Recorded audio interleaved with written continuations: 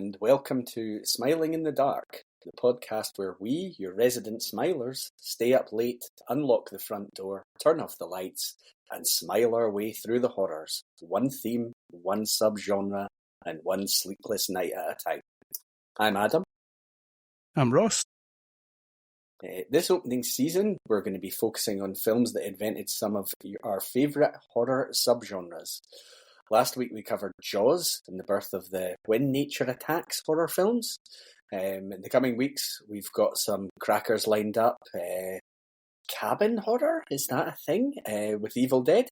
Found footage horror, Blair Witch Project. Some absolutely brilliant films coming up. This week we're going to look at the birth of the slasher horror genre. Ross, let's smile in the dark and talk about the often imitated but never recreated John Carpenter classic, Halloween. Oh, how are you doing this week, Ross? I'm good. I'm trying to press the very scary transition sound effect, but it's not for working, but that's okay. That's no, okay. I'm good, thank you. Okay. How are you? Yeah, good, thank you. Yeah, so Halloween. 1978, directed by John Carpenter. We've got Jamie Lee Curtis and Donald Pleasance in the leading roles. How did you enjoy Halloween this week? So good. I watched it twice. That's how much I enjoyed it. Halloween is a staple for me, most every Halloween. So I'm very familiar with it, but I don't think I've never put it on and not got into it and not enjoyed it. Not one of those that I can have on in the background. I think it's one of those films, again, we keep going through these ones, don't we, where I think you have an assumption of what you know happens. If you actually watch, there is a lot going on, particularly with like where their houses are based on where the street is and where you think things are going on. It's just amazing. It's so good. And there's so much to talk about. So I absolutely loved it. Nice. Yeah, there's plenty in there. It's been a long-term favourite of mine. I'll talk through the story. I'll give a brief synopsis first. I stole this from somewhere, and it leaves quite a lot to the imagination if you've never seen this before. So much like the film. It does. Yeah, true. Thematic. 15 years after murdering his sister on Halloween night 1963, Michael Myers escapes from a mental hospital and returns to the small town of Haddonfield, Illinois, to kill again. So that barely scratches the surface there. Nah, very much so. I do have a problem, Adam, in that I suppose we've both watched this a lot.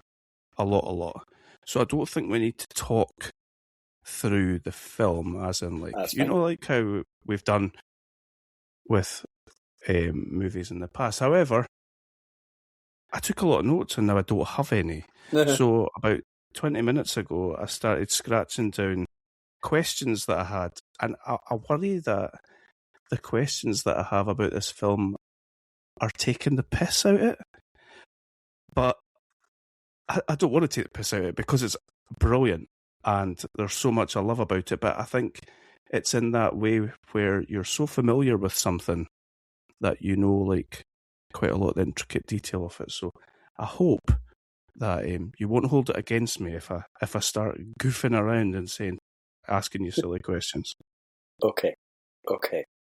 So I think right off the bat, you get the soundtrack to Halloween, which is going to put you in a very Halloweeny mood, as we're seeing the graphic at the start.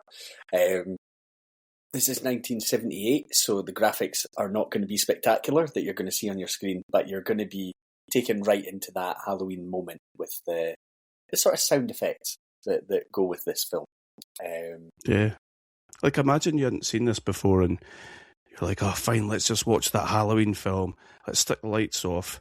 And you turn it up real loud and you hear that and you've got the pumpkin smiling at you. I think it immediately engages you and you're like, oh my God, what is this going to be about?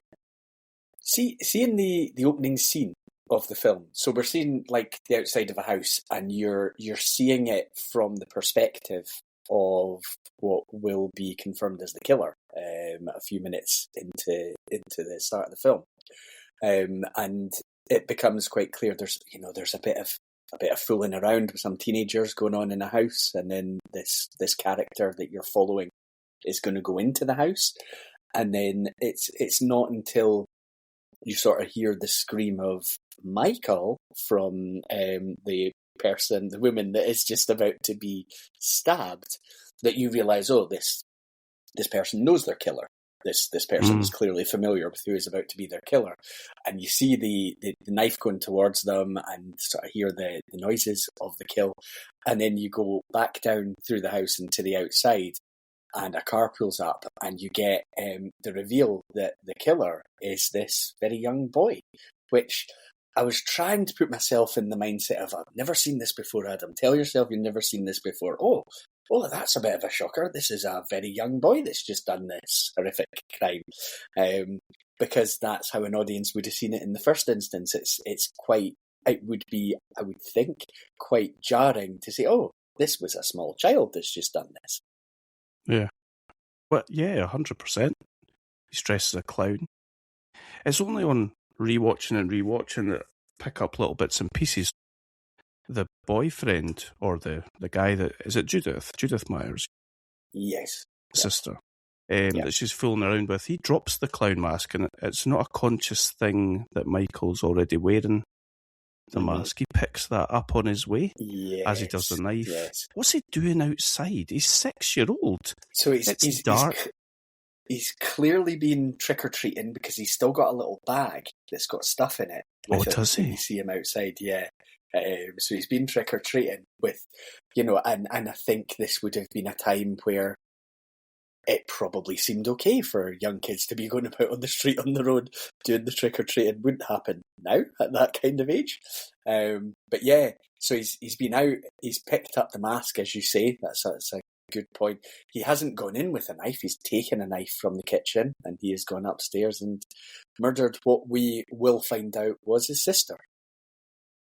Now, I don't know what age his sister is at this point, but she's got a cracking good bedroom setup. That's what I was going to say. Okay, yeah. A nice hairbrush. Yeah. Yeah. What are the parents? I'm sorry. It always has to come back to the parents, but who's bringing? Loomis is puts him away. They put him away in this place for 15 years, I think they say. Mm-hmm. Yeah. What happened to the parents? You never hear about what happened to the Myers parents. Yeah, I think they deserve some of the ire of Haddonfield. Okay, yeah, that's fair. That's fair. Yeah, because when we're sort of transported, I do like the scene where it's really rainy. You've got Dr. Loomis and a nurse going in a car. We should definitely call her like Nurse I Do Not Give a Fuck. She's amazing.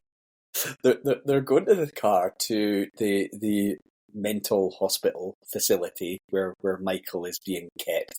It's pouring with rain. She is a bit like, it's kind of like, why all the fuss, basically? It's just a guy. You get all the way through this film. There's a couple of funny moments that are just weird, but Donald Pleasance is like, he's thespian that has found himself in a horror film. 100%. He is hamming it up, and he'll really raise his voice and change his tone at any sort of downplaying of how dangerous this Michael Myers character is. It's like, I looked into his eyes and all I see is black and things like that. It's all this kind of thing. Do you think he's went through a lot of his professional career of people just not believing him? I feel like because there's no way they would just turn up him and this nurse if anyone had believed him. They would have had tanks and armies. It's the devil. And it's just like, well, is it, mate? Or is he just a wee boy? I think so. Like, I like the whole scene. Yeah, she's downplaying it. He's really trying to prepare you for what you're about to find here. He's talking about how he spent years trying to get through to him, and then he's done. He's not trying to get through to him anymore because he's decided this guy can simply never get out because he will just kill because it's pure evil. That's all that's going on. He says he spent something like 8 years trying to get through to him and 7 years trying to make sure that he remains locked up forever. Yeah. So he gave up on a 13-year-old boy or 14-year-old boy. If only somebody remade that so we could see those scenes, that would be just brilliant. Yeah, a wee bit tricky to see some of what's going on because you get his kind of. He's actually quite matter of fact when you realise all of the patients seem to be outside of the mental facility. He's like, stay in the car. I'm going to make a call.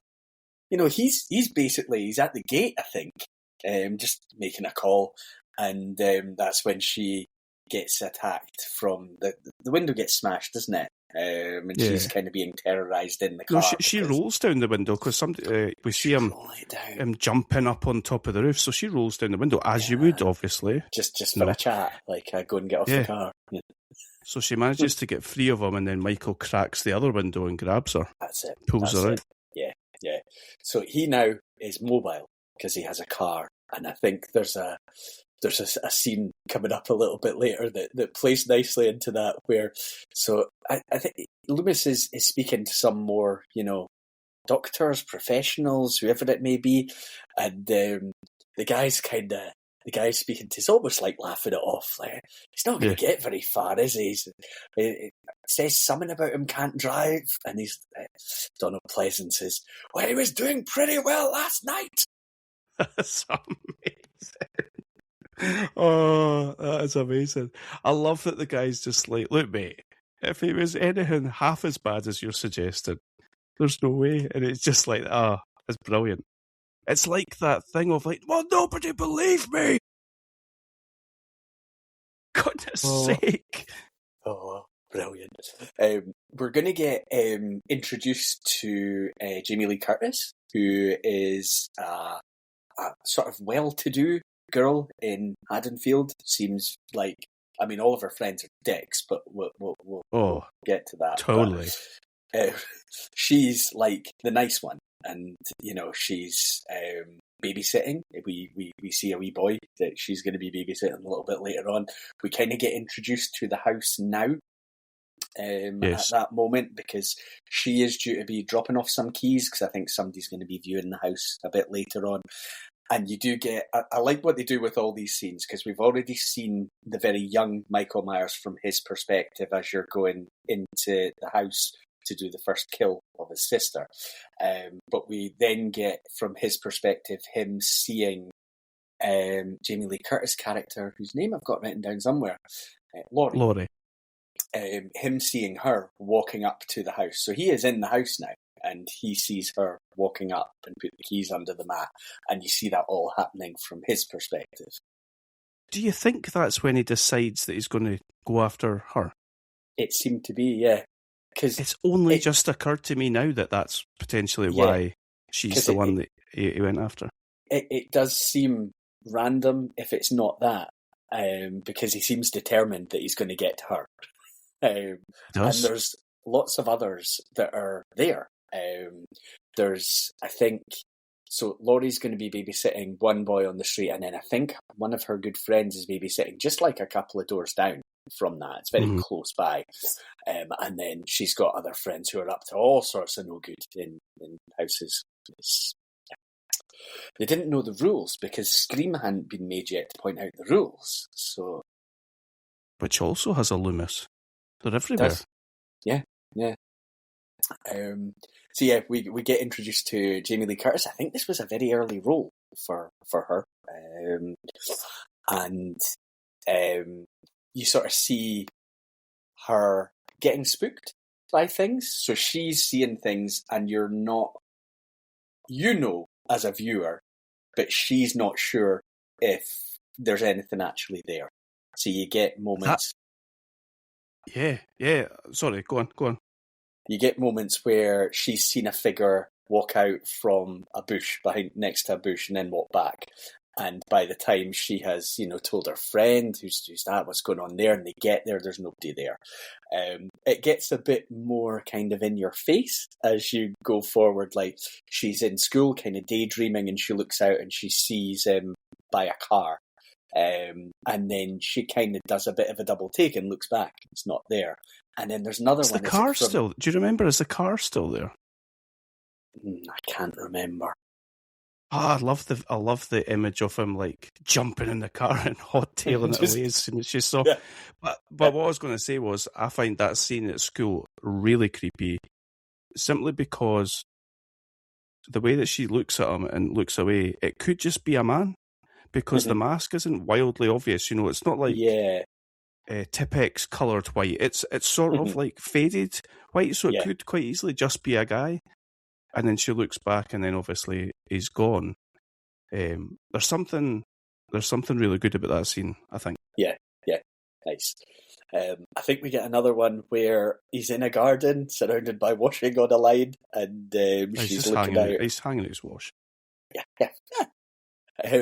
And then again, she looks back, and he's not there anymore. So we know, but she doesn't know. So that's kind of the situation we're in. We know she's in trouble, and she is thinking, "Am I just being like a bit of a scaredy cat about everything?" Do you think she's medicated, Laurie? I don't know.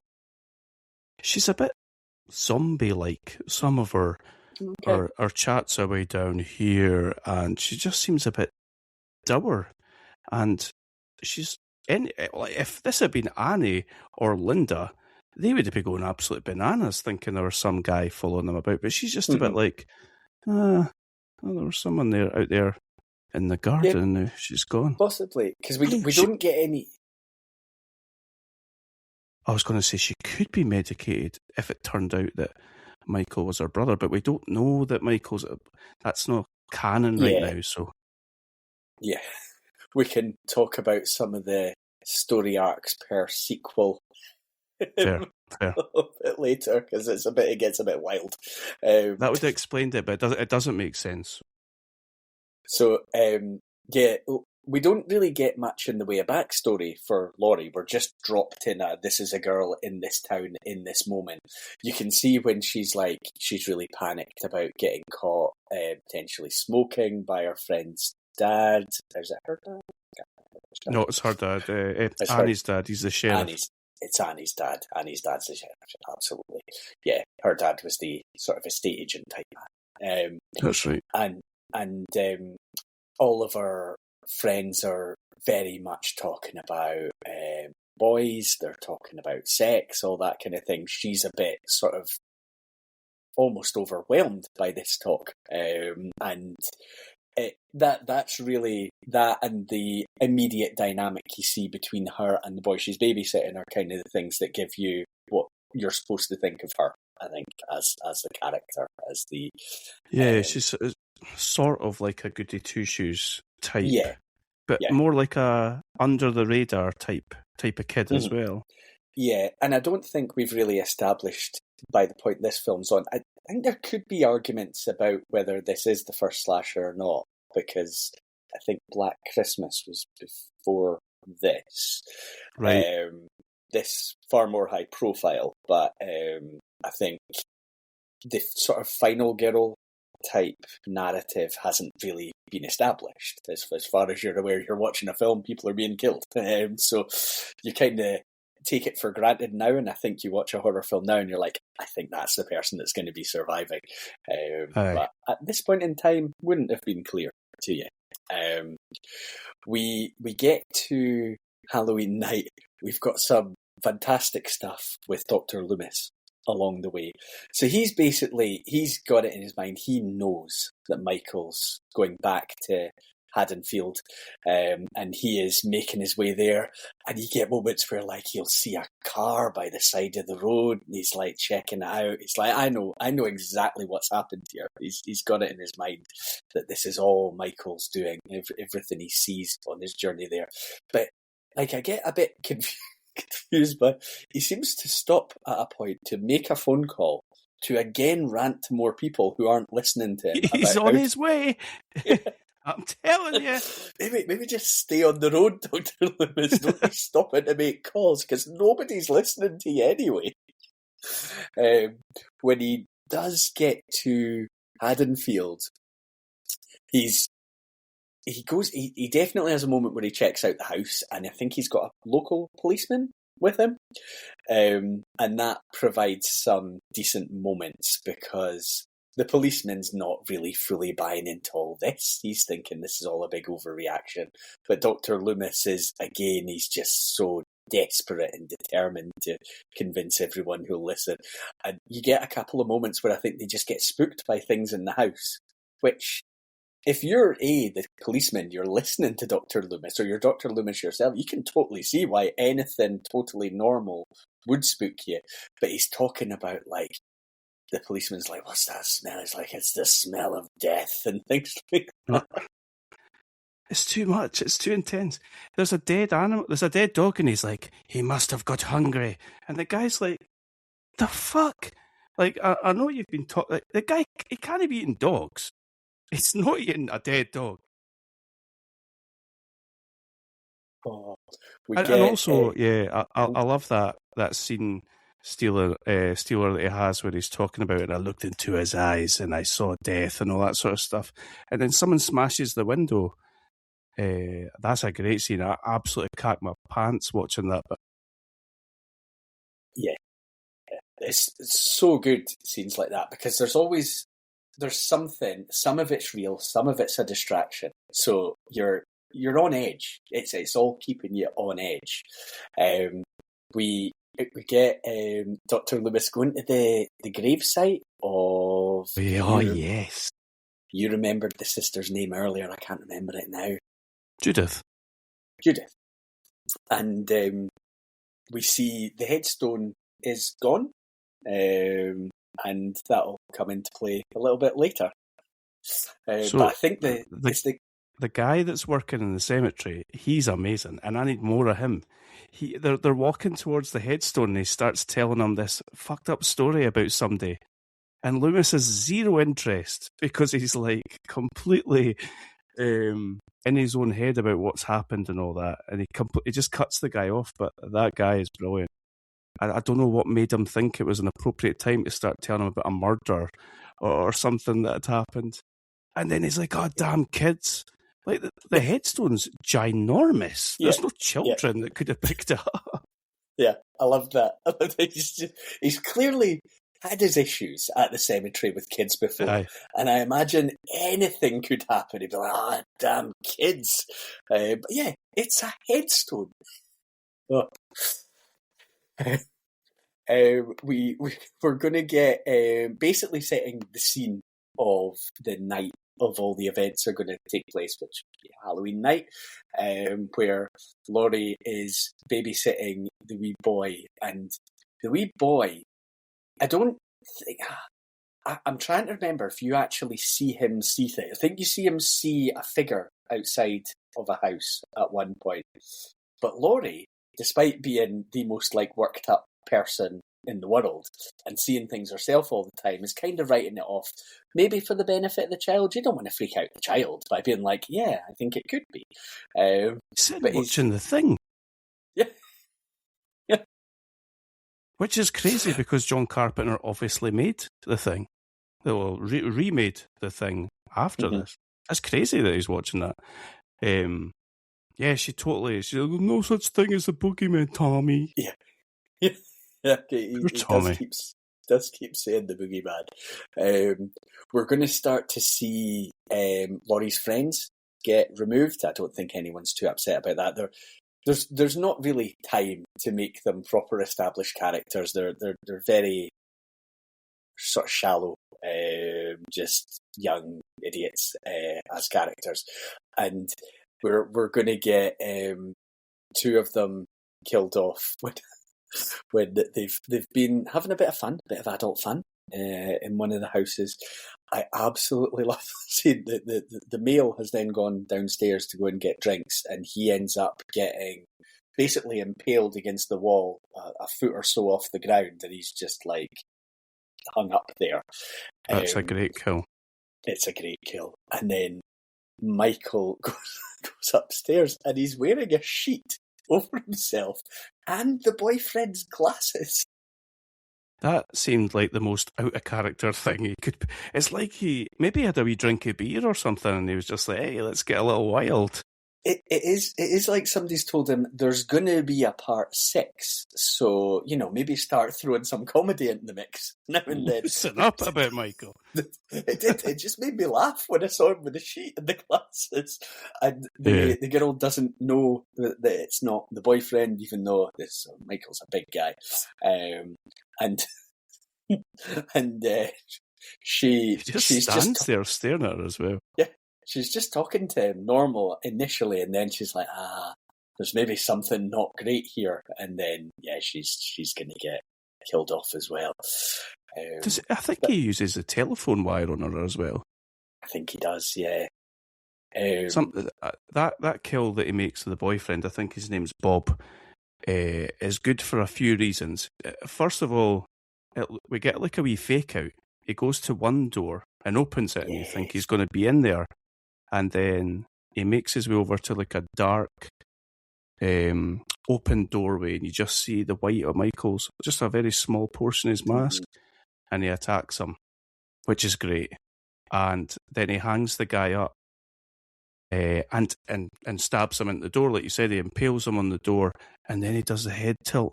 He's looking at him as he's dying. Yeah, that's really creepy, messed up. Yeah, what is he doing? Is he watching him take his last breaths? You think that's what yeah, it kind of seems like that. It's creepy. It's very creepy. That's genius, whoever came up with that, to say, like, to do that, if it's the actor or the carpenter or whatever. That's brilliant.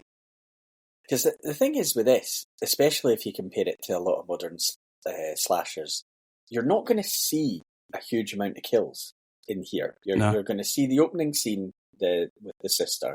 You're going to see 3 friends of Laurie's. Now, you're going to get implications of other things, but you don't see a huge amount of kills here.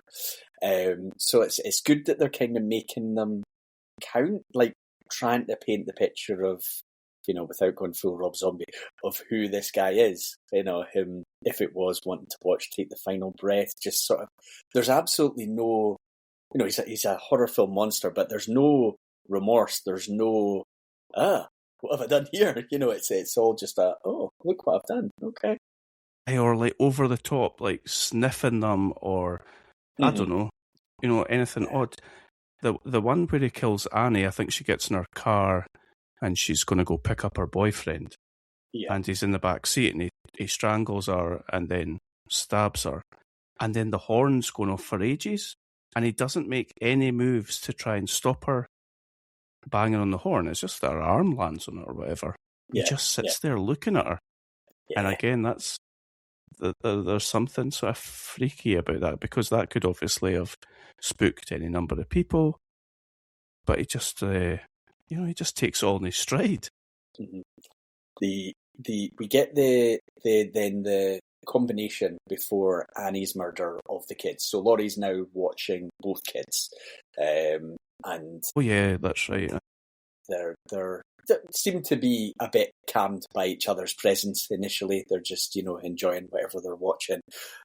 Laurie's getting a bit worked up.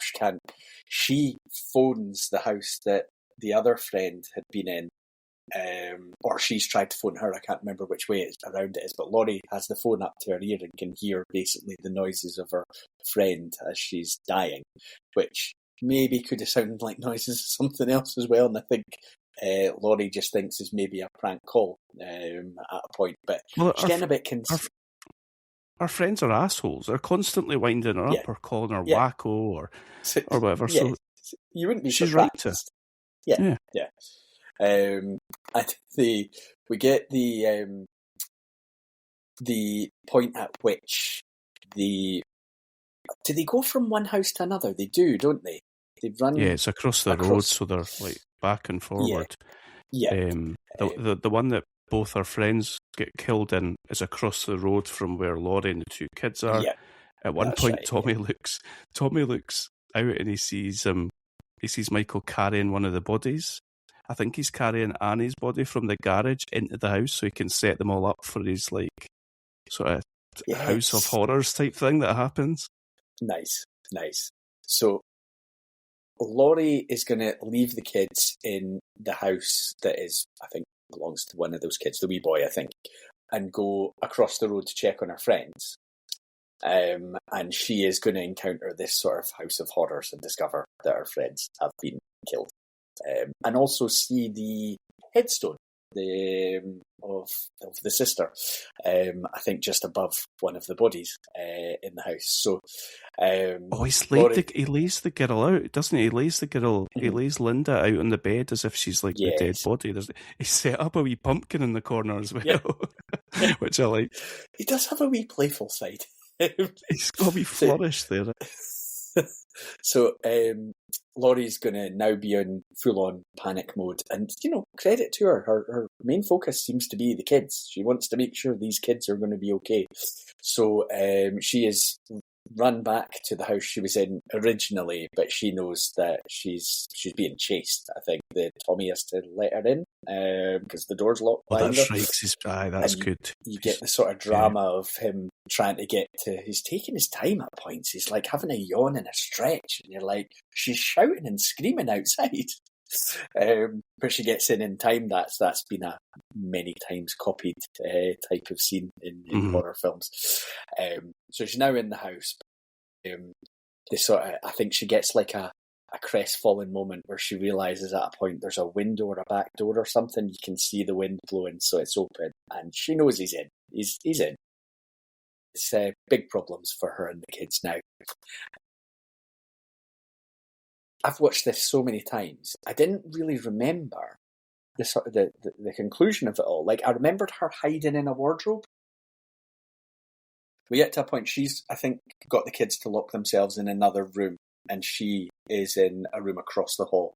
And Michael is trying to find her, notices she's in this wardrobe. All she's really got access to is clothes hangers. So I think she manages to poke him once, I assume in the eye or something that particularly hurts. That staggers him back a bit. And we're going to get to a scene where she's thinking she's maybe going to be okay now.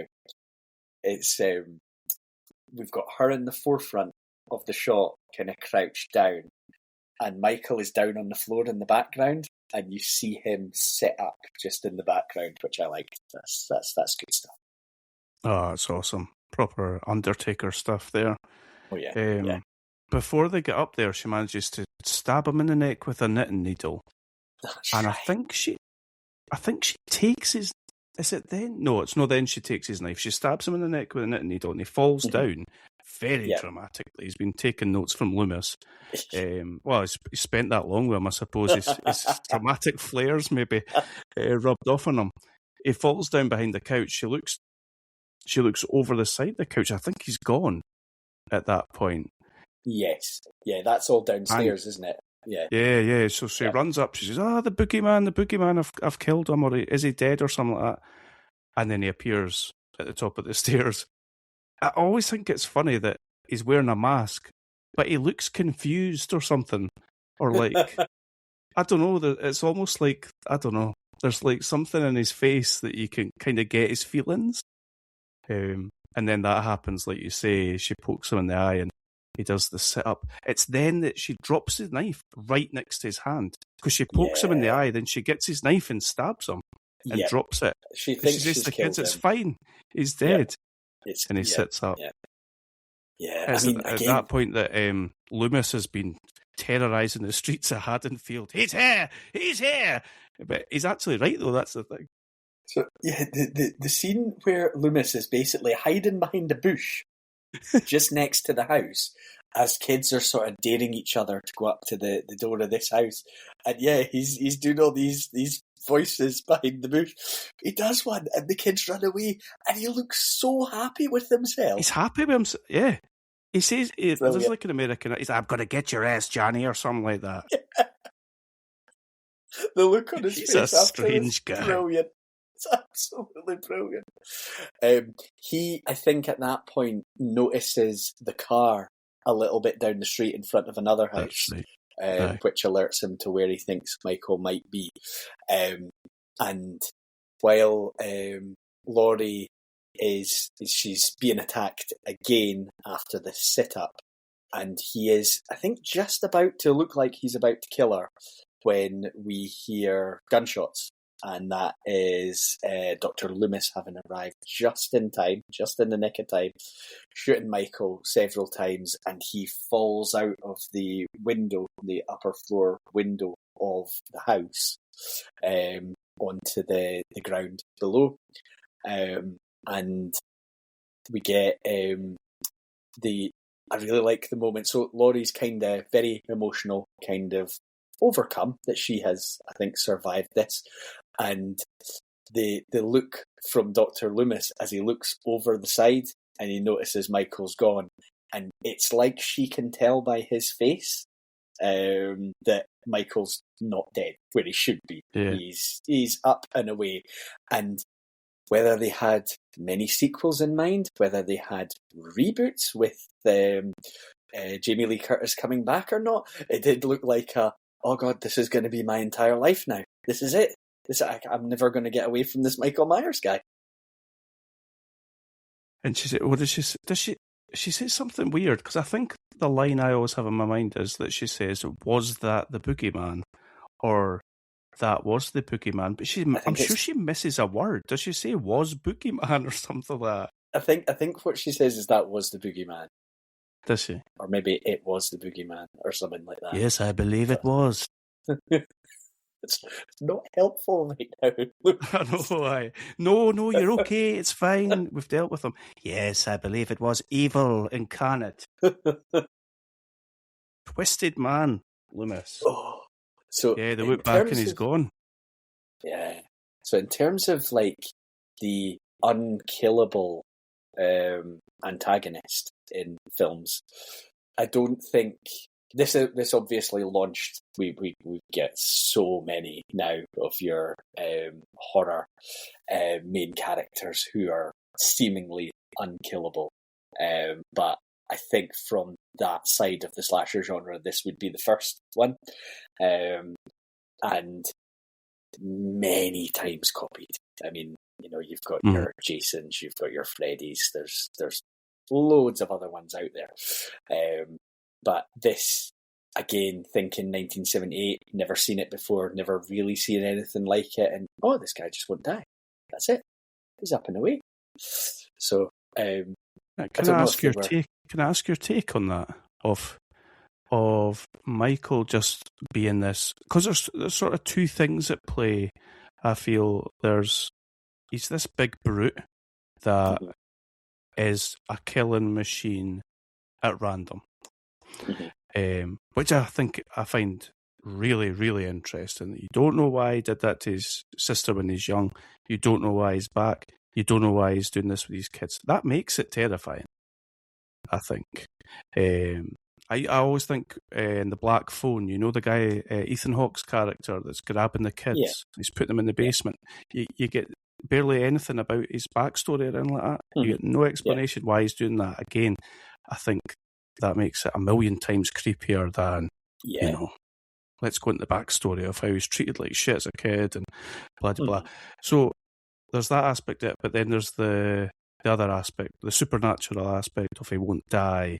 He's drawn to Haddonfield. How did he get out of the institution he was in? Where do you sit within there as far as like what Michael is? So I think for me, in film one, I think I can take it as this is this big brute, just unstoppable, probably wouldn't feel pain because doesn't seem to feel any emotion of any kind. But I think as soon as you get beyond the first film, it's more a supernatural element to it. I was thinking when you were saying it about which sort of style, or what would I prefer it to be? And I think when it's things like this, I probably prefer it not to be the supernatural, because I like to get it in my head of, well, this could happen. Obviously it would take a lot for this to happen exactly, but it stays in the realms of possibility in your mind. Whereas usually, and it's not to say I don't like films that have this, but once something goes to that supernatural place, I would lose any fear. So I'd be like, well, obviously that can't happen, so that's fine. Mm. But yeah, where do you... Especially a guy getting shot over and over. I think the first film that I saw of Halloween was H2O. Right, okay. And I want to say she chops his head off with an axe at the end of that, or it could be the one after that that's got Busta Rhymes in it. But yeah, so I'm with you. Like I love the randomness of it. It's so messed up that it gives me the fear of, like, I don't know. It's that thing of, like you see something happen in the dark, you don't see something happen, but something happens off screen. Your mind makes it up yourself, and your mind will conjure up a lot more terrifying thing than what they could possibly show you on screen. So yeah, I love that ambiguity. Did you have any specific favourite scenes? Favourite scenes? That one with Loomis where he's chases the boys away is really funny. And I like that one where they're upstairs and he's doing that big long the big long talk about, I looked in his eyes and I saw evil and all that sort of stuff, and then the thing smashes through the window. I think that's probably my favourite. There's so many in this film though. Yeah, there's moments, and we talked about this in Psycho. I think we talked about this in Jaws. There's so many moments where there isn't necessarily anything overly dramatic happening in front of your eyes, but you're on edge. And sometimes when the scenes just go on without, like that walk from Laurie and her friend when she thinks she's seen someone behind a bush, and then you're walking, and then you get to the bush, it goes on a couple of minutes, and you're like, there's nothing really happening here, but is he behind the bush or not? Like, and I find myself getting quite on edge. And I know he's not behind the bush. I've seen this film. But that's it. I do like that there just seems to always be something going on to keep you a wee bit on edge, which I like. So in that scene, and the only reason I know this is because the second time I watched it with my oldest son who's 11, and he's been on at me for years to watch Halloween. I've always said no. I said, I'm going to watch this. Do you want to come watch it? Aye. So he's becoming quite a big horror movie fan. He's watched a fair few different things. He was scanning the scenes. It's like he's got a trained eye already. So he was scanning the scenes for any sign of Michael anywhere. He's like, I think I can see him behind that house there, Dad. I'm like, no, I don't think he's there. In that scene, you can see the car, the brown car. And I've never, ever noticed it before. He was like, look, his car's there. I was like, oh my God, so it is. So it is. Nice. Oh. Apparently they had these long scenes like this because they didn't have a lot of money and they didn't have a lot of time. I think they filmed it in like 20 days or something like that. Is that 20 right? 20 days, yeah. Crazy. So they basically just were taking the shots they had. So they had these long shots because they were just basically filming during the, they didn't have time to like set up. Yeah. And I think it pays off. I think you're 100% right. It adds to the dread of what is going to happen. Something's going to happen. I did find a few facts about the making of. One of them was the 20 days, which just seems insane to me to do that in 20 days. I think this one's probably the best known one. It's a William Shatner mask that they use. They paint a William Shatner mask white. Again, all expenses spared. That was cheap as chips for them to do. I read that they also considered a Spock mask. Yes. Yeah. And a Richard Nixon mask as well. Okay. But they made the right choice, 100%. Oh yeah, it works. The score for the film, which is really important to it, it just works alongside it. Only took 4 days to compose. Wow. 4 days. I would argue that the score for this is as important to it as the one for Jaws. Yeah, I had that in my mind as well. The thing that I like about it, I think it's quite an underrated score. Everybody knows the do. Yeah. The other bits and pieces. Yeah. Just the little bits of piano as they're walking along. 100% add to that dread. Yep. That noise where they use it a few times. One of the times is when the wee boys run out of school and Michael grabs him as he's running out of school. Yes. And it goes, yeah. Oh. That thing as well, like that proper gets you on edge. As well. Yeah. That's good stuff. In the original script, the babysitter murders took place over 3 nights. I think it works better. I think it works better, everything combined all in one night. Aye. John Carpenter got the idea for this story when he was in a psychiatric hospital and saw a wee boy as one of the patients. Holy shit. He tried to speak to the wee boy, and the boy, no doubt heavily medicated, just stared through him, and he said it creeped him out more than anything he'd ever experienced. Oh my God, that's amazing. I've never heard that before. That's quite terrifying. Yeah. We've got it's I won't read a full review. There's a full review by Roger Ebert, which was pretty. There's a lot there. He was a fan of it. General reception was quite mixed because I think a lot of film critics were quite snobby about anything in the horror realm. Mm-hmm. Roger Ebert loved it, and he said he compared it to Psycho, which I think there's definitely things in there that you would say. He described a visceral experience and said, "We are not seeing the movie, we are having it happen to us." Wow. This guy is just the best. The way he describes things are just perfect. Yeah. I think how many episodes we had? 4. Is this our 4th? I think for every movie he's just described them perfectly. Yeah. Anything leap out at you as we could be here a long time, but anything leap out at you as this having it inspired? Yeah, I think you covered obviously just the killers, the big masked killer. I think if you're to pick 1 or 2, which would be hard to do, but before Scream, I think obviously. Because it takes a lot of its rules that Jamie Kennedy's characters are screaming from it. But then the things like you said, like Friday the 13th, Nightmare on Elm Street, and then there's the sort of holiday killing ones as well. Like there's a one called Valentine. There's a bunch of other ones like that as well. But I think similar to probably what we said about Psycho, definitely, is there's a good chance if you're making a horror film, there's elements of this in. I think the dread building as well is probably used in the majority. What about you?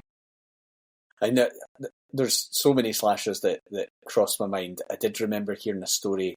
I'll get some detail in this wrong, but the guy that ended up making Friday the 13th, he had submitted some other film idea to a publisher, and they came back to him, production company, and they came back to him and said, you're very good at the storytelling, but this just isn't what we're looking for right now.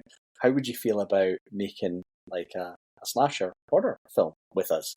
And the guy was like, yeah, okay, yeah. And they were basically like, go and watch Halloween and then come up with an idea.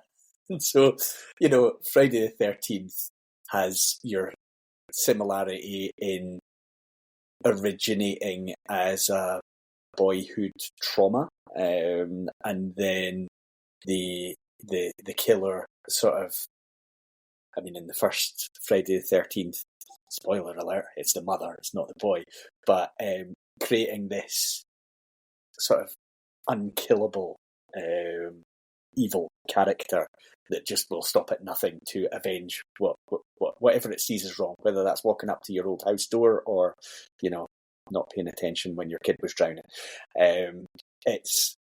I think there's so many parallels in the way those films look. It just looks like a budget one. If you watch Friday the 13th, it looks like a lower budget one. I think there's been some good atmospheric horrors over the years. Not necessarily slasher, not necessarily guy with a knife walking about. But I was thinking of things like, do you remember The Mist? Which is brutal in its own way, but just there's an atmosphere around it. The sort of creeping death type. Yeah. So there'll be a never-ending list of things that Halloween influence. What about? So obviously, this has spawned a gazillion sequels, and they're still. Yeah. But we're not far removed from the most recent trilogy of films. My experience of the sequels, I love Halloween 2. I think it's great. I don't like the fact that it comes out that they're brother and sister. That's one of the things that I don't love. But I do enjoy Halloween 2. I've never seen Season of the Witch, which I would like to change. Yeah. Season of the Witch is interesting. Is it? Is it worth? Yeah, it's totally different. So, Season of the Witch does not feature Michael Myers. There was at the time a desire to make many more films with their own story and their own characters, rather than make Halloween an anthology type thing, which is a great idea. It is, but obviously the character's just been so beloved that. I think that's exactly what happened. So I think there's a lot of people that watched and enjoyed Halloween 3, and then a lot of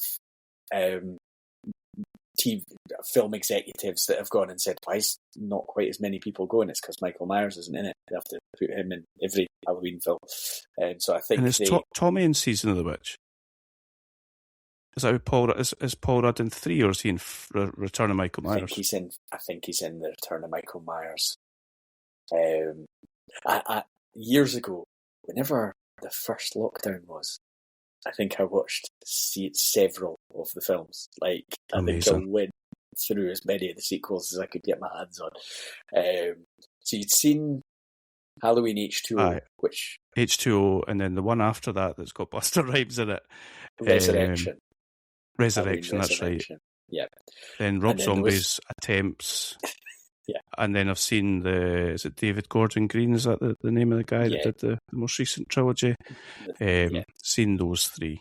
And I really, really like the 2018 sequel to the original. I think that's a really good film. Yeah. What about you with sequels? Well, you've just said there about all of them. Yeah, so I think I really like the second one, and I like it just sort of following on, and here we are. We're going to same keep this night, going. Isn't it? Yeah. Yeah. I like Season of the Witch in a totally different way. It's its own thing, and I think that could have been interesting, which is a wee bit frustrating. I think 4 and 5 I don't have fond memories of. I did like it Halloween H2O. I just remember watching it and thinking, this is good fun. It felt like a refresh of the whole thing. I don't think I was as keen on Resurrection. I don't remember a huge amount about it. I remember thinking the first Rob Zombie one was fine, but he changed so much of it. He was giving Michael the backstory. He was creating all that. And the second one I thought was terrible. Yeah. And the new films I enjoyed. I think I tried to sort of put it in my mind as them being their own thing, because they pick up from the end of 2. Is that what they did? No, they go from the end. I think it just goes from the end of the first one. End of the first I can't remember one. if they're siblings though, so it might be the end of 2. Yeah. Okay, I can't remember either. But yeah, those three newer ones, I probably at some point will go back and watch them again. And just I've found them entertaining enough. I don't know, with the last one being Halloween Ends, are we definitely done? Do we think? Surely no. Can it be? Someday else will pick it up at some. I think what they tried to do with Halloween Ends was continue. Didn't they have like Michael possess a guy, or sort of?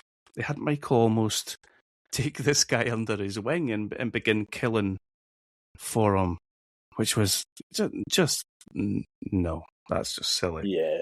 There's a lot of silly stuff, obviously, but nah. Yeah. So apparently it's a Haddonville. Is that the right? Haddonfield. Thank you. Yeah. Haddondale. Is it? Anyway. Haddondale. The town. Is it Haddondale? Is it okay? I think so. Yeah. Apparently there's a Haddondale TV show being developed. No, it's Haddonfield. It's Haddonfield, you were right. Is it Haddonfield? Goodness me, Haddonfield. So there's a Haddonfield TV show being developed, apparently. Okay. And the last thing I read was that it won't have Michael in it. Oh. So I can only... So, two things. One, I've got an idea for a Haddonfield TV show that I wanted to propose to you, see if you like it. But two, what if the Haddonfield TV show had the guy from the cemetery and he was like the crypt keeper and he was just telling crazy stories about all the different people that had died in Haddonfield, and there was crazy shit about all of them? That would work. I mean, I think that's not my proposal. Because that could be a classic modern horror anthology series, which I think we're missing. There's a gap in the market for that. So we could do that. So when we go to the execs, we've got that, right? But then my idea, and I think I talked myself out. I think it's a terrible idea on reflection, because essentially it's kind of what Rob Zombie did. Don't imagine any Rob Zombie characters or anything like that. Don't imagine his wife as any of the characters, right? We're trying to take it. Imagine sort of visuals that we got with like Mindhunter type, all right? Like we're looking at that kind of TV show. So I would like to, we would be going from the point of view of the parents. So maybe first episode would start with them. They're out to dinner and they're talking about the kids and all that. Oh, I hope they're behaving. I wonder what Michael got in his trick-or-treating. And they're talking about all their concerns about kids and stuff like that. They come home and we end the episode with them discovering Michael standing there with the clown mask on and the knife. So from there, it spirals into this drama about two people who are dealing with the grief of losing a daughter and the shame and guilt of having a child who's the younger child who's murdered the daughter. Okay. And the sort of turmoil that they go through, the shame that they feel in the community in Haddonfield, and people snubbing them and other people trying to comfort them. We would get TV. So we would have to make this for a modern. It would have to be up to date. So we would have like TV crews bothering them and all that sort of stuff. We'd see them we'd see them having to deal with that stuff. Then we take a switch, right? So right at the end of episode 2, we get Kyle Chandler, who's the dad. That's who I'm casting. He looks at his phone. He says, "Oh, whose is this number?" Answers the phone. "Hello, my name is Dr. Loomis." "Hello, my name is Dr. Sam Loomis." Right? Get Pleasance out your mind. The next episode, we see 6, 7, 8-year-oldish. So we maybe move forward a wee bit. Michael and Loomis. You could maybe fan cast Loomis. And he's just trying to engage. Ever since you said it, I've been trying. And it's hard to come up with another. Yeah. Hugh Grant, no, that would not work. We see him trying to engage Michael with different things. You know that scene in Adolescence where the girl comes in, she's got a cup of hot chocolate for the wee boy. Yeah. And she's sort of establishing a relationship with him and all that sort of stuff. We see Loomis try to do that sort of stuff. And my idea for Michael was he doesn't really speak very much, but he mimics a lot of what Loomis does. So if like Loomis scratches his head, he'll do it, or if he laughs, he'll like mimic the laugh. So he's like trying to act like a normal person, but he's not really. So are you seeing that? Are you liking that or no? Really? No, I was just trying to remember the name Giovanni Ribisi, because I think he could maybe pull off a Dr. Loomis. Who's that? Oh yes, that'd be magic. He doesn't have to be English. Yeah. So I think he could maybe do. I think as it moves on, Michael's institutionalized, and we see him like growing up within this institution. Keeps to himself. He's like watching the children that are also in there, and he's like trying to work out how to act. But eventually ends up killing someone, which results in him being in there for longer. So we sort of go back and forward between the parents' point of view and inside the institution, and with Loomis. Our culmination of the season would be Michael escaping and him driving down this road. And what we'd want to do is, in that very first scene where the parents find him, it's pitch black and pouring rain. And in that final scene of the season, it's pitch black, pouring rain, and Michael's driving down the road towards Haddonfield. I do think it's better than Rob Zombie's. Yeah, I think we'd have to have the shape. We'd have to have Michael like being a child and not being like Rage Against the World type child, because I think that kid was quite annoying. That was in the zombie one anyway, but he was wearing those silly masks and stuff. Yeah. Okay. And also we'd have a lot less swearing than what Zombie had. Yeah. And definitely a lot less of casting his wife. But yeah. So, I had Kyle Chandler for the dad. Mm-hmm. And have you seen the most recent season of The White Lotus?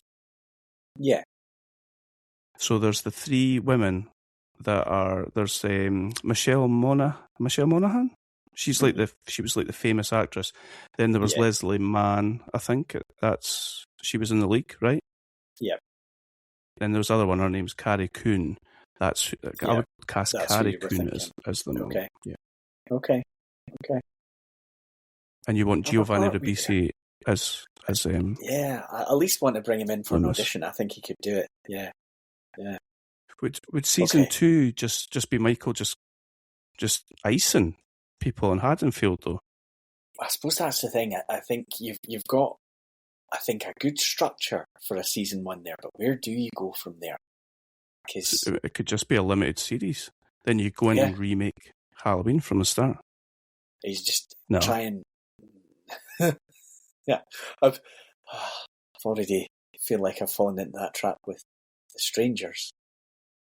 I didn't need it. And I worry a lot of people would think the same.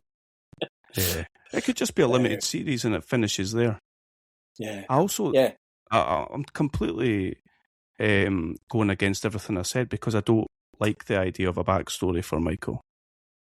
Yeah, I do like the idea of the parents though, and you never hear anything about the parents.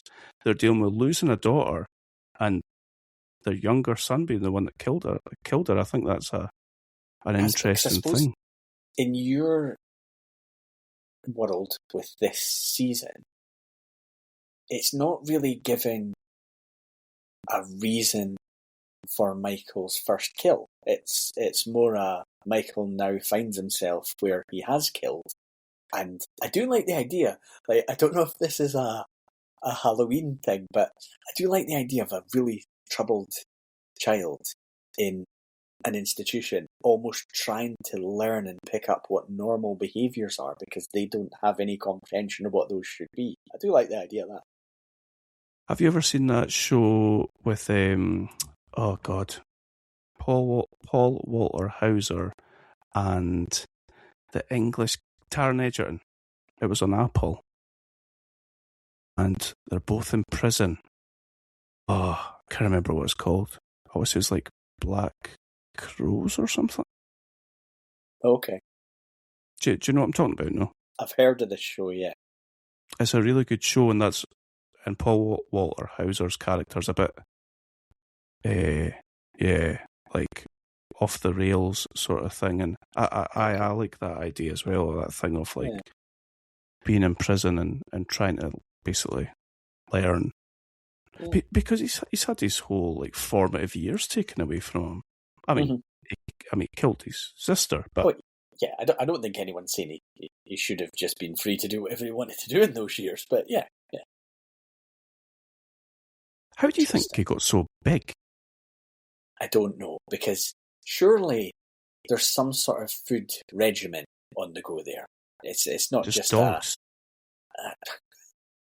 I mean, it looks like he's obviously been finding a way to, do some exercise for himself, but he's got to be eating plenty as well. Mm-hmm. Well, the thing is, if he is institutionalized and he is in the gym every day, and Loomis is tearing about in people's faces screaming that he's the devil and the evil incarnate, and that surely somebody said, maybe we shouldn't let that guy be on the weights because he appears to be training for something. Yeah, you would think at the moment he's like, I don't know, bench pressing 500 pounds, somebody's like, I think we've made a mistake here. This is going to come back to bite us. And you get some chill out, Sam, you're being uptight again. Some dodgy guy walking past him and sorting him out with some roids. Like, yeah, nobody needs this. What else was I had a bunch of questions I was going to ask you. Where does Tommy buy his pumpkins? Because the pumpkin that Tommy has at school is ginormous. And if anybody was going to get vengeance on anybody, Tommy should have been going after those kids that made him drop it. Oh, that was a devastating moment, actually. Yeah, okay. Fair point, fair question. Do you think that Loomis is married? If he is, I think she's left. Like, because I can't imagine him being at home and not just banging on about Michael the whole time. Yep. 100%. He's talking about being 15 years with this child. And he's shouting about him to anybody. Listen, this poor woman that has to put up with this bullshit every day. Nobody would listen to me! See if I've had a bad day at work and I come home and I have a bit of a moan about it. My wife gets quite, I think she's fed up within 5 minutes. And I know when to stop. Yeah, I don't think Loomis would have that self-awareness. Nah, I don't think so either. He's living in... He's absolutely living in the Michael Myers bubble, isn't he? Absolutely. What else have I got here? The guy at the cemetery, he's got Crypt Keeper potential. I think my last thing that I wanted to ask you... No, that was it. Yeah, I wondered what he ate when he was in there. Yeah. And also, Michael maybe gets points off for me because he kills at least 2 dogs that we're aware of during this film. Yeah, you can't. And I didn't like the paws on the thighs when he kills the German Shepherd. Yeah. Yeah, it's kind of your ultimate heel move in a film, isn't it? That's just in case anyone had any doubt. This guy's a wrong'un, and that's it. That's it confirmed. Did you ever see the original Black Christmas film? No, I've never seen it. It's 1974. And you think that was inspiration for this? So I don't. That's think, a slasher. Like you don't watch it and think that John Carpenter took a lot of things from that and put them in this, but the person going around trying to kill young people, that's to be honest, I think there will have been films like that beforehand, but there are some things in Black Christmas that get recycled in other horror films as well. There's, I think, a remake and what would you call it, like a reimagining? And there's like a late 90s remake and then a film that took the same sort of, it's all set on like a college campus, that took the same general idea but did it a bit differently. But the first one's good. It's a good film, but it's nowhere near as sort of clean and crisp as Halloween. It's probably more like a B movie in terms of like visual quality and things like that. But it's like a sort of creepy guy making prank calls, and then it starts getting a bit out of hand, and then people start disappearing type thing. Nice. It's worth a watch. Nice. Halloween. I think it's interesting. I said that my son watched it. Do you find it? You don't really find movies you don't really find horror movies scary, and I do like the dread aspect of it. I do like that it could not so much pop up anywhere. It's more the fact that he's potentially watching you. Aspect of it, but yeah, my son said, I don't know what the big deal is about that. That wasn't scary. I was quite disappointed. Yeah, I think it's different, isn't it? Because I think there's so much sort of built on jump scares now, and there's not many, one or two. Excuse me, but it's more. It is that creeping dread. It's that just you feel unsettled watching it. I don't know how well that translates to a younger audience. And in terms of violence and things like that and gore, I mean, there's nothing really there. It's your boy's 11. He will have seen things that are far gorier than something like this would be. I don't know. Maybe it's. I watched a lot of horror films when I was young, and then I found that horror films didn't really scare me as I got older. But things like this did scare me when I was young. Like when I watched it when I was young, they did. Yeah. And you would hope that that's pretty normal. Yeah. But when you've been exposed to almost every sort of bastardized version of this, then it probably isn't going to be that scary, is it? Yeah. True. Yeah. And like I was saying to him, you've seen memes of Michael Myers dancing, and you've played as him on Fortnite and things like that. Obviously takes away from all of that. Like when he saw Nightmare on Elm Street, he liked that, but he was also scared by it. Okay. And that's probably more from the point of view of never having seen Freddy before or anything like that. Yeah. I can see how that would maybe, like visually, in terms of things happening, it's probably scarier. Like, through the course of the film, like, because you get moments like the body bag being dragged through the hall and things like that, and it's not, you're not seeing somebody's, finger knives scratching through somebody, but you're seeing dead body. It's maybe more constant through the film, that one. Aye, true. And I'm thinking of the bed full of blood. Oh. That's quite a big sort of grand scene sort of thing. Yeah. There's a crazy amount of blood. There is, aye.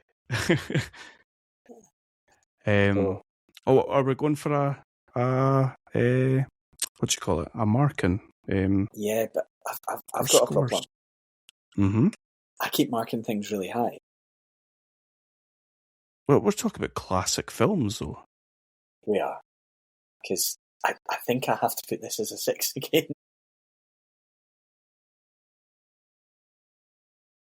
I think that's fair. I think I would as well. I'm going to get more, like, I know what I can't remember the order. I know what the next two films coming up are. I'm curious to see what my thoughts on those are after watching. I have zero doubt I'll enjoy them, but how I'll rate them as films, we'll see. Okay. Well, I can safely say that the next film we're doing, which is The Evil Dead, I cannot see me make it, given that 6 smiles. I have tried to watch it once before, and I really struggled, so we'll see where we get to with that one. So you like that, don't you?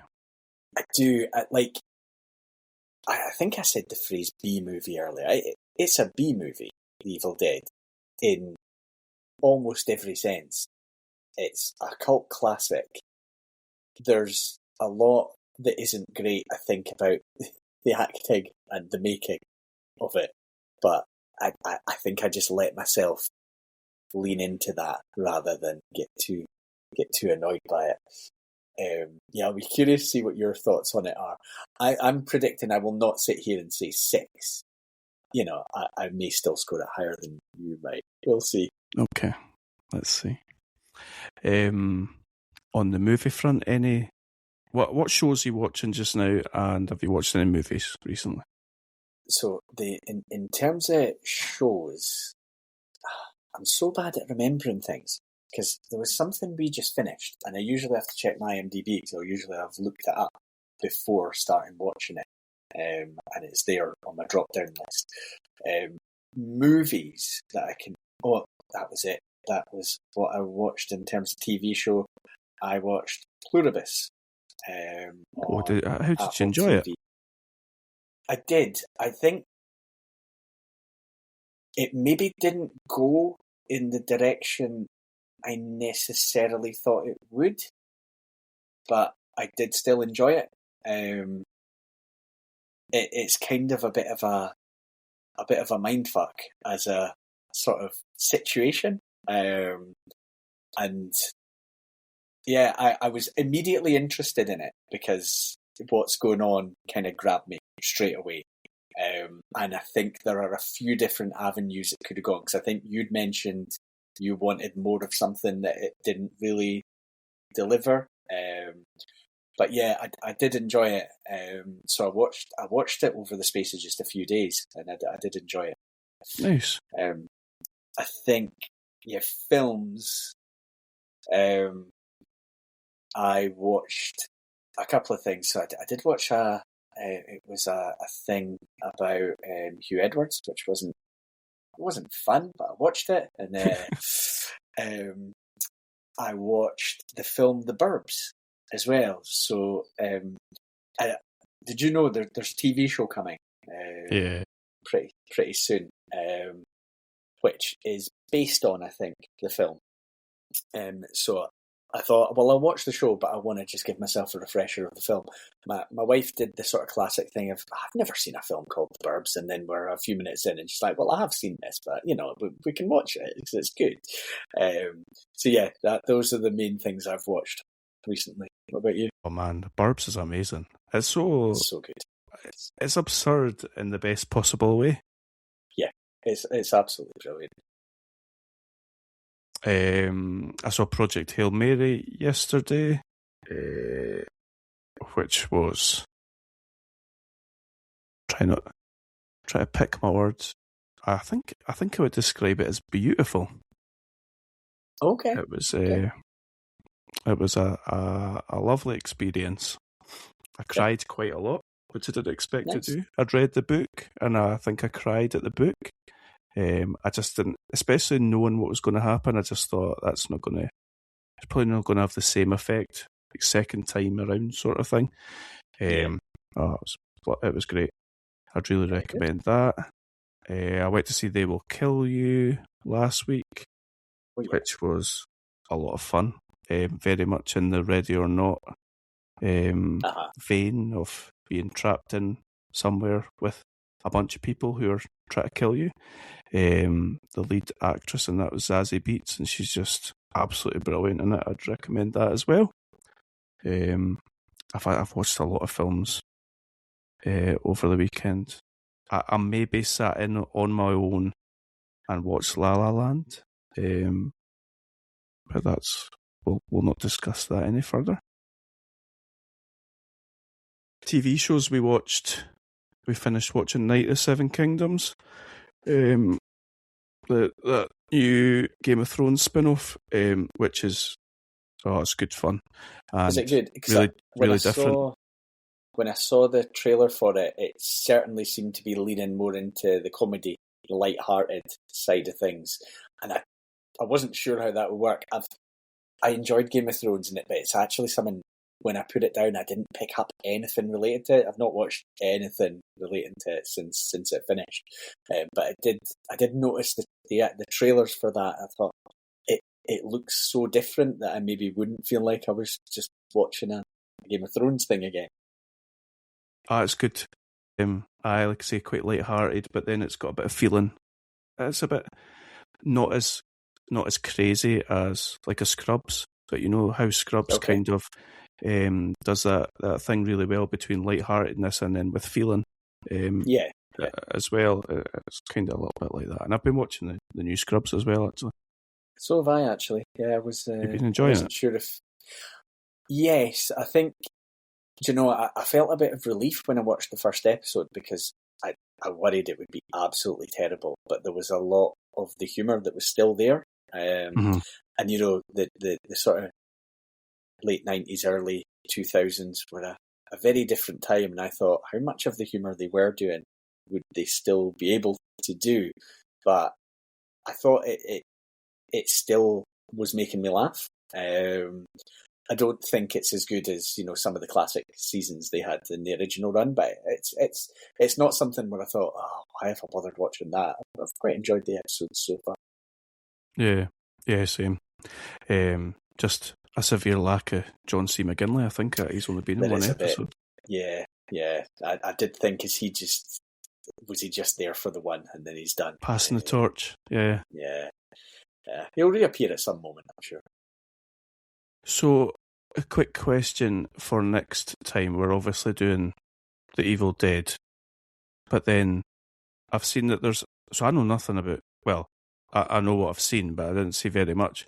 So I know that there's like... What is there? Like remakes? Because they look really scary. Yeah. More recent films that are called...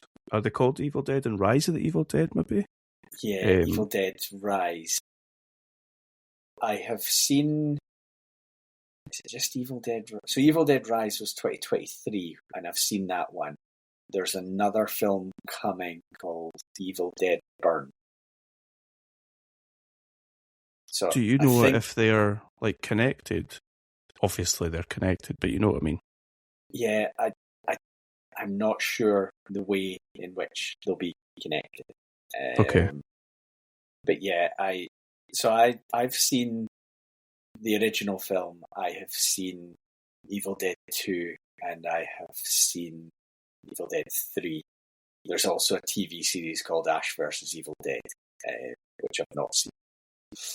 So yeah, I'm quite familiar with the old stuff that's there, but not familiar really with anything new. Okay. I'll obviously watch Evil Dead. I'll maybe give those new ones look really kind of scary. Yeah, quite. I think it's interesting because you do, in modern horror, sometimes they get it right in a sort of new, modern, polished way, and sometimes it just looks all too polished. Yeah. So yeah, I think I will watch the new film. I wonder. So it's probably not going to take me long to do my notes for Evil Dead. I wonder if I've watched the Evil Dead Rise as well. I'll do that as well then, just to see what that's like. I don't know if it'll follow the same story or if it'll just be a general. That'll be worth a watch. Cool. Let's do that, and then we'll compare notes in 2 weeks. Yeah. Sound good? Who directs Evil Dead? Sam Raimi. Evil Dead was Sam Raimi. Yeah. Aye. Excellent. Cool. We'll discuss that in 2 weeks' time. Nice. Shall we try and get some Hollywood bigwigs on the phone about Haddonfield? Yeah, I think Haddondale? so. If we rock up, you'd be like the ideas man, and I'll be the guy who says things like, obviously we're open to, making his mask sponsored by Pepsi or whatever. I'll be that guy. Nice. We could get like dude wipes on the back of his boiler suit. I don't think that would work on a child's clown suit.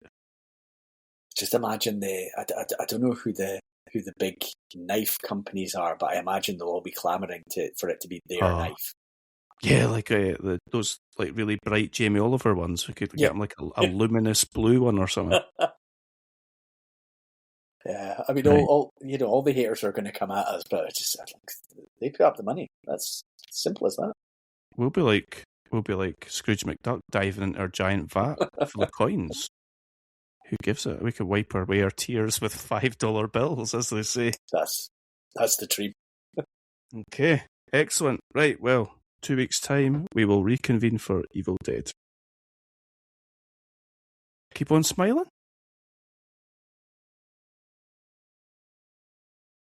You have to say it. You are the host. Yeah. Keep on smiling. Okay.